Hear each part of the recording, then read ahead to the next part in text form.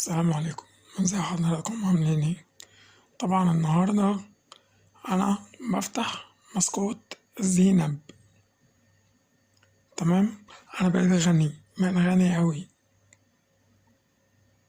بفتح بسكوت زينب النهاردة، لقيت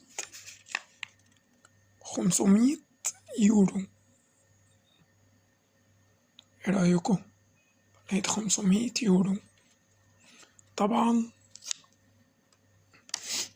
حلوة اوي الدعاية دي، والتسويق ده جميل جدا. ده مش اعلان يا جماعة، بقولكوا تاني، ده مش اعلان. اللي يضحك، بص 500 يورو عاملين ازاي.